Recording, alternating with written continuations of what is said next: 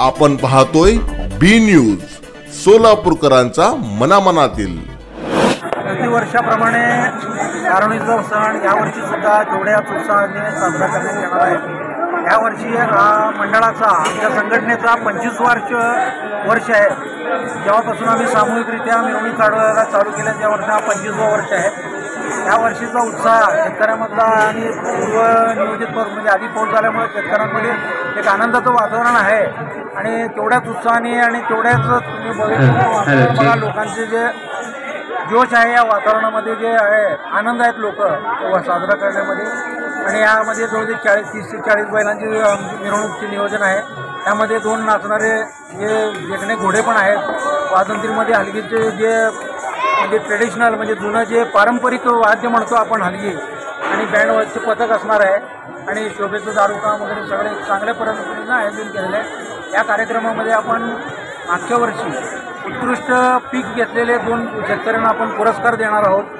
त्यामध्ये बिराजदार असतील, आमचे राममुळे असतील आणि त्यांचे जे गडी आहेत त्यांना पण आपण त्यांचा पण सत्कार आणि त्यांचा पण सन्मान आपण मंडळाकडनं करणार आहे। आणि या मिरवणुकीमध्ये जे उत्कृष्ट वळू आणि उत्कृष्ट बैलजोडी आहे यांचं पण जे मालकांचा आणि त्यांचं सांभाळणाऱ्यांचा पण सत्कार मंडळीकडनं होणार आहे।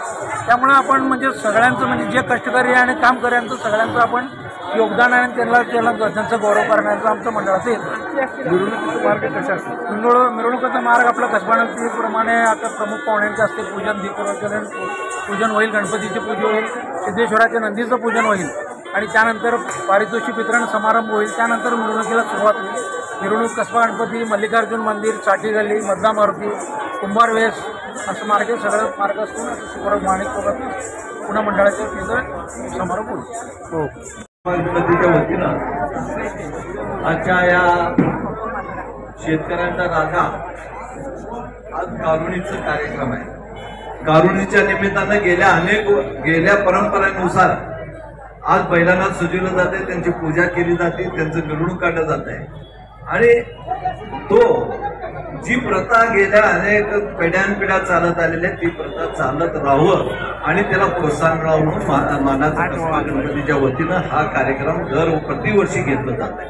या कार्यक्रमाला उपस्थित असलेले याचे अध्यक्ष माननीय भुंगे साहेब, माननीय हिरेप्पू, माननीय धोबडे मालक, माननीय वाले मालक, माननीय मिलिंदजी धोबडेजी, माननीय बोगडे मालक, या इथं उपस्थित असलेले माननीय मसरे मालक, या इथं उपस्थित असलेले सगळे सन्मान्य व ज्यांना आजच्या या कार्यक्रमामध्ये ज्यांना जे चांगले शेतकरी ज्यांनी आपलं चांगलं उत्पन्न करून दाखवलं आणि ज्यांनी आपल्या उत्पन्नाबरोबर आपल्या बैलांचं निगा चांगलं केलं ह्या सगळ्यांना पारितोषिक मिळालेले सगळे पारितोषिक मला खरंच एक अभिमान वाटतो की कसबा गणपतीच्या वतीनं प्रत्येक वर्षी हा कार्यक्रम केला जातो आणि याला प्रोत्साहन दिलं आणि या बैलांची मिरवणूक होत आहे आणि ही मिरवणूक सगळ्या या कसबामधनं ज्या मधनं मिरवणूक निघते आणि ही एक परंपरा ही अभेद राहावं आणि ही चालत राहावं, लोकांमध्ये याची आवड निर्माण व्हावं